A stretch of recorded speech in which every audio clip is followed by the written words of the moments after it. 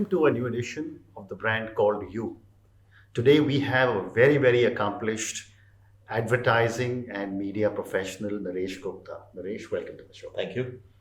Naresh, in his own terms, is the co founder and head intern of his own agency called Bang in the Middle. Naresh, before we come to Bang in the Middle, tell me a little bit about your early career.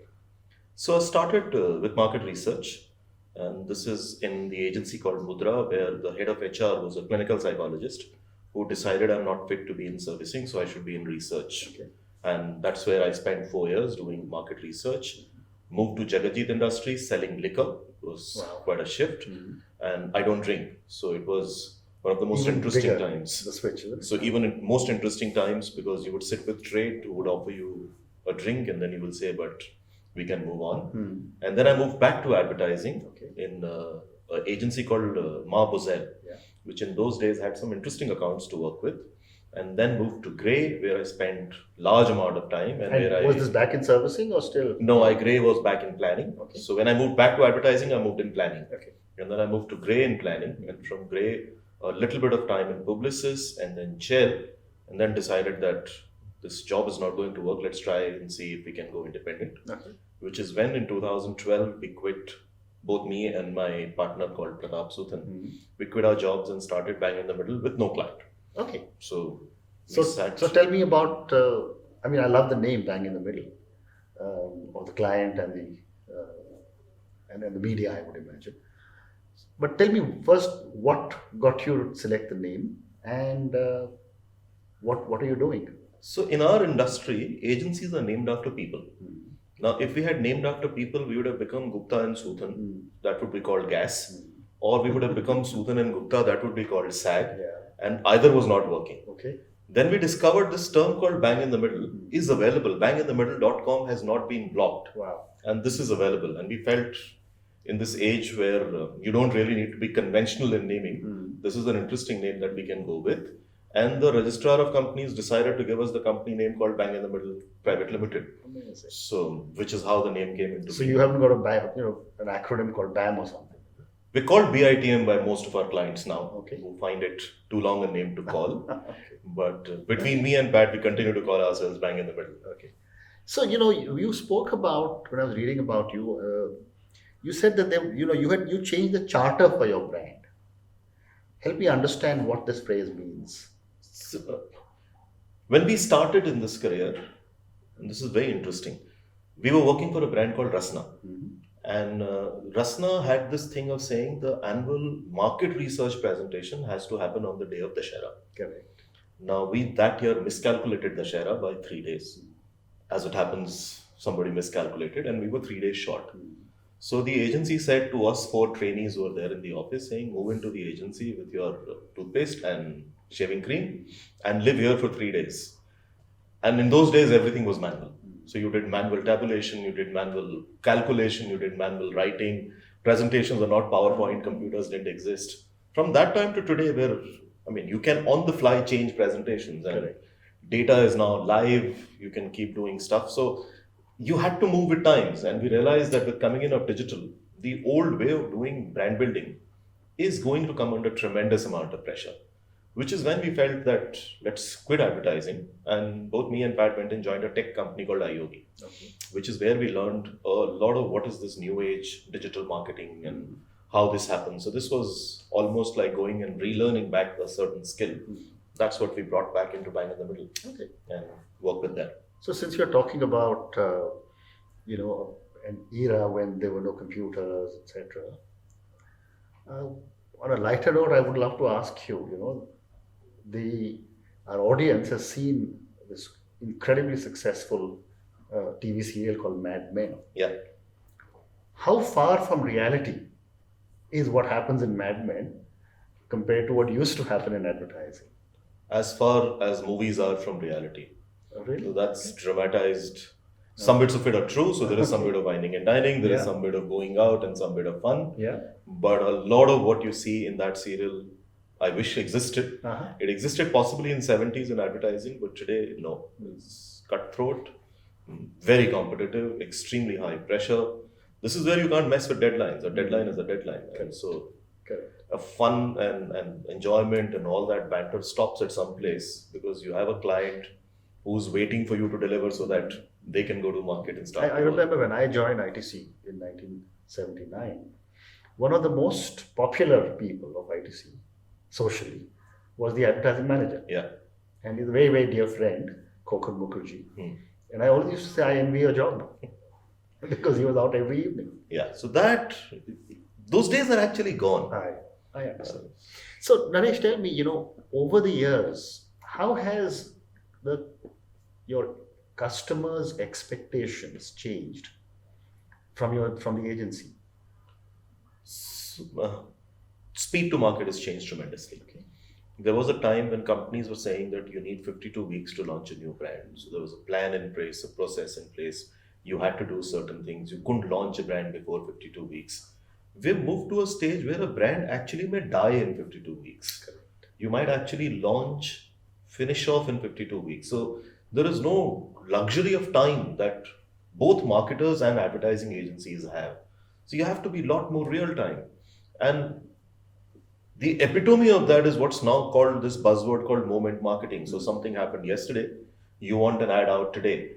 All of that is something that you just could not have done in the earlier times. This is technology that allows you to be really on the bill and I agree. do that. So that is the biggest change that has happened. So a lot of long-term thinking has gone out of window, which is not good because you build brands by being consistent, you build brands by putting thought into it, you build brands by doing the same thing in a new way every time. But that entire bit has now become a lot more dynamic, a lot more fluid, and a lot more evolving almost every day. Okay. And, as an agency, the traditional platforms of print and television are also undergoing serious changes because of the small little digital device that seems to have pervaded everyone's life. What are your views on how these changes are going to affect advertising? So it is already affecting advertising. In developed markets, you can see the template coming into place. It's not that TV has lost its primacy, but the thinking is more driven now from a smaller device than from a larger device, which has started to happen in India also now. The most interesting thing to see is how movie industry has taken over this entire bit of mobile. So it's the movie actors who are really very big on a platform called TikTok now. It's amazing how you think large screen, but you make it work on the smallest screen possible. And that is the challenge that most brands today are living with. It's not enough to do one TVC, put it out, put media money on it, and think that you would be able to convince people to come and buy you. It just passes by. So media fragmentation was there, but it's just become, there's also attention fragmentation now. So it's become the most difficult times for brands to connect with consumers. And I think in coming days it will become even more difficult. Because it's fascinating. When I'm writing or I'm reading something, people have actually started putting 2-minute read, 3-minute read, 5-minute read, 1 minute on Instagram, less than 1 minute on TikTok. What is happening? I mean, are attention spans coming down, or is just this plethora of information that is driving down this? I think it's the plethora of information. If you're interested in something, you will stay on it and you will read it as much as you want to read it. So this lack of attention is also a function of lack of understanding what the audience wants and serving what the audience is looking at. Okay. You do go and watch a movie that is 3.5 hours long, and it's not that you're walking out of the movie hall and grabbing popcorn and Coke and going back and walking out. It doesn't happen. If it grips you, you sit there and watch. It's the same audience which will refuse to read a 15-minute or a 20-minute piece, but platforms like the Ken are doing phenomenally well by doing really long format storytelling and stuff like that. So I think it's a function of time. There's too much information available. In fact, I was talking to somebody about TV serials. And I was saying that on the one side, we are saying the 2-hour, 10-minute movie is getting a little redundant. But a 6-hour web series is becoming very popular. And yet a 100-episode TV serial is not being watched. So something is changing very dramatically. We told people that you had to wait for the next episode for a week. Then we told people you had to wait for the next episode for a day. This debate happened even then as to what is happening.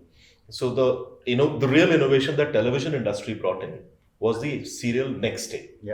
The next innovation that has happened now Is all together. is all together. Binge watching. And binge watching, which is what has started to happen. Amazing. So it's just what the industry. I agree with you.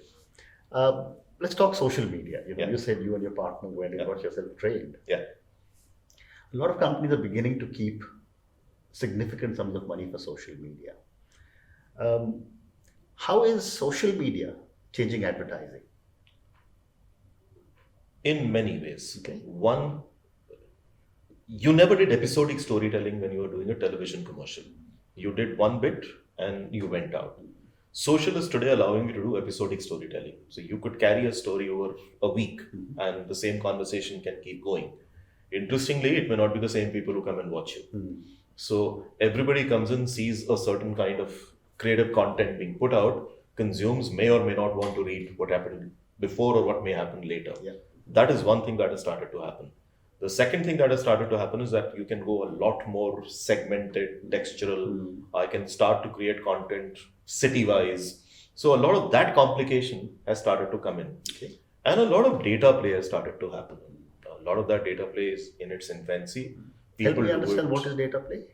So people do, for instance, you know my browsing history, you know my browsing behavior, you can start to target me by what I'm browsing. Okay. Now it has started to become pretty invasive, and so there is a big backlash, and the platforms are now then saying, okay, we will restrict this and not let you do that. So a lot of this that is happening is in earlier days we would do this by saying, okay, let's put a hoarding, let's put retail, let's put some outdoor, let's put radio, let's go as many places as we can go. In the digital world, the equivalent is let's collect cookies and Correct. troll the person as far Correct. as we can. Correct. I agree. So, you just said, when you nurture a brand through its life cycle, you said some last 52 weeks, some don't even last that much. And with such immediacy and such short attention spans, if I can use that term, what is going to happen to brands? How would you nurture a brand through its life cycle? The core of the brand can't be taken badly. So you have to find that core of the brand, and you have to, in whichever way you do that, you have to stay consistent to that one bit that you want to build for the brand. Correct. It can move. It's not that it needs to be only there and it doesn't need to move on. It can move. But at least for a certain time, that consistency need to be there, because at the end of it, as a consumer, I want to know what your stand is and what you stand for. Now, there is a battle that will happen every day. As they say in technology, the technology edge lasts 15 minutes because it gets Correct. copied that quickly. Correct. We also live in time when there is no bad product. So what people earlier used to say that we make fantastic quality products, everybody makes fantastic quality products. In fact, in the world of cellular phones, for instance, between a 30,000 and a lakh rupee phone, the quality may not be discernible. There may be difference, but you really can't discern the difference in quality. That is where the brand comes into play, and that is the old world where the brand came into play. That I don't think will ever go out of fashion. See, at the end of the day, you buy a brand because you want to feel good. Correct. Or you want to show the world that you are successful. Both those drivers are never going to change. Human race has been built on something like that. Correct. So, Naresh, one more question on advertising. In the old days, young people would be desperate to get into advertising. Do you still see a huge influx of young people into the profession? Mercifully, yes. Okay. Yes, it is very difficult to get them in. It's even more difficult to keep them in the profession. But the good news is, I think there is a bit of interest back in advertising, and maybe the social media has a reason why it has become a little more attractive for people. It's good that youngsters have a lot more choices. Correct. Earlier, if you were a creative professional, you could either go to movies or you come to advertising. But today, a lot many more places have opened up, which is good for a lot of people. But I think the interest is starting to come back. And we work with a lot of youngsters in our agency. And it's some very bright people we've seen walk into our doors and work with us. Wow. And how is technology changing advertising? Tremendously. What are some of the significant changes that So I you see? keep joking, world's biggest advertising agency is Shutterstock. Okay. It's not really any creative shop out Yeah, there. yeah. They are, every other post that you would see would have something picked up from Shutterstock. So they are the bank from where everyone goes and dips in. something like this never existed. Earlier, you'll open magazines, cut, paste, do the finishing in studio, make a bromide, and all that's gone. There is a bank that you can go to, pick up pictures, vectors, movies, images, and play around with that and something like that. So it's that immediacy and quickly that you can churn things out is changing. It's the flip side. It's making agencies lazy. You really don't need to build on craft because you'll find things which are happening easily. But if you really want to make the brand successful, then you have to find a way to tell the story that is uniquely brands. And that's where a lot of old world storytelling starts to come back. And it's actually interesting globally, from America to India. There is a bunch of people who are from that time, that era, and are still extremely successful. And that's primarily because they know the craft and they know how to make it work for brands. I agree. So one last question on advertising before I move to the next segment. And you said you work with a lot of young people. So my question to you is, how are millennials changing your business? They have a lot less patience. Okay. And this is a business where you need to take a lot of pressure from the client because that pressure comes in. This is the audience that gives it back to the clients. And that's a new interplay that has started to happen, which is actually very interesting because is that tension that exists is a new kind of thing. I mean, we could never go back to the client and say, but don't do it, or you're giving me less time, or this happens quite aggressively with this new audience that is. Because your client is also probably a millennial. Client's also a millennial. So, and the other thing that has not changed is the client agency bonding. People do go out and drink together and fool around, and that is still there. That stays wonderful. So let's move on to a few questions on startups and entrepreneurship. After a career as a professional with so many organizations, you became an entrepreneur with your own agency. So my first question to you would be that for a startup entrepreneur, is it better to go solo or have a co-founder? And I know you have a co-founder. This is a big debate that even we had at that point of time. I personally believe going solo is just putting your nose out and saying, I'm very big. It's always good to have like-minded people together and build a team and work with that team. At least that's the approach that we took. And that's how we built the agency that we built. So both of us come with our own skills. I come with my skill, he comes with his skill. And that's how we've built this. You can go solo. There are enough agencies out there which have been built by solo professionals. I'm not saying that's the wrong way to do it. But we personally felt that in the market that we are going, fighting with the really large behemoths and global network agencies and clients which are bound by global contracts, is really better to pool in forces and take that to market. Wonderful. So my next question would be, in your opinion, what are some of the basic mistakes a lot of startup entrepreneurs make? First thing that you have to realize is that you're no longer working for a corporate setup. Correct. So whatever social standing and status and that exists, it exists because you're a part of a network or you're part of an organization or there's a brand name at the back of it. The first thing that you realize is now you're on your own. Correct. There is no safety net. There is no one that you can bank upon. And the problem that I've seen is overcommitting. Most entrepreneurs will go into a meeting and say, okay, I'll make this happen. You will realize that you can't make it happen because you don't have an organization that can make it happen. Which is the first thing that we built. I mean, we took time in building kind of people that we want to work with, and so that it's not that we are perfectly fine even today in terms of delivering everything that we are wanting to deliver. But that's what is the mistake that a lot of people end up making. The other mistake, including us, we made was you don't raise enough money. And there are only certain windows in which that investment can happen. So sometimes you're lucky that the right amount of investment comes in. Sometimes you aren't, but that's a common mistake that happens. And the third thing is you can't go back to the old life. So you can't think that you can now work like you used to work when you were a salaried employee. Not going to happen. I agree. So I've often said this myself. I said, in terms of time, I've said that you have every right to work for whichever 18 hours of the day you choose to. Yeah. So Naresh, moving on, a few questions for you personally. My first question is that over the years, have there been any individuals who have had an influence on your life? And if yes, what have been your learnings? Oh, it's always very difficult to go back and look into that and stuff like that. So there are a lot of people who have had influence, I mean, including my own kids and people in the family and stuff like that. So I come from a family where my wife's side of family are all entrepreneurs. They're all into doing their own thing.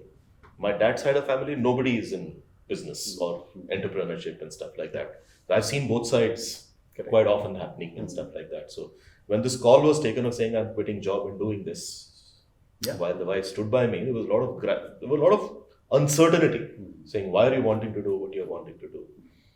But in this last 7 years, we met some very, very interesting people and some very gifted people. And a lot of that has had an impact on us. And Okay. this includes two co-founders of the company called iYogi. Okay. And these were two Kashmiri gentlemen who were younger than both me and Pat.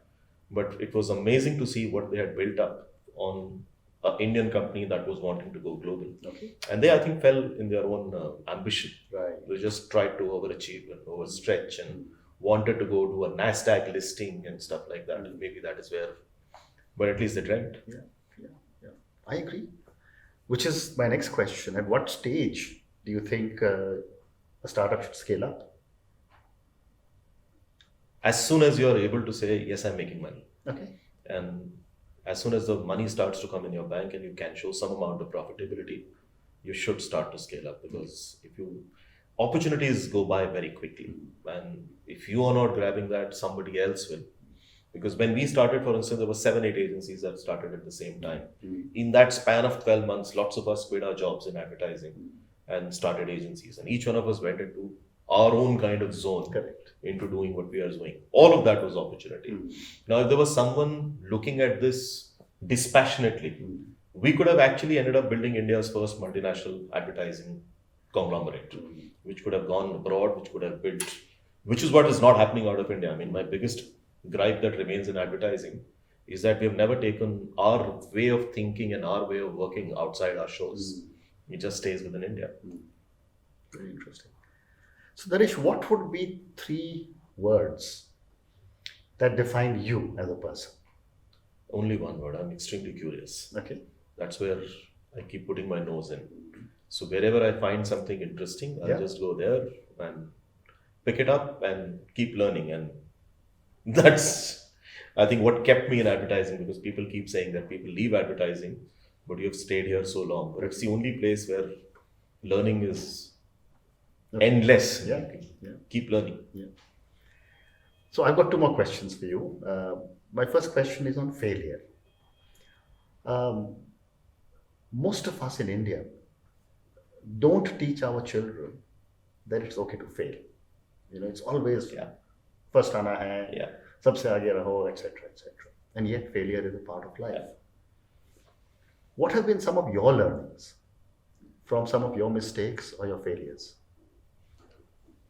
We failed quite often. It's not that we haven't failed. In my earlier jobs here, lots of things that just don't work out, they don't move on. And I keep telling this with every youngster who works in office.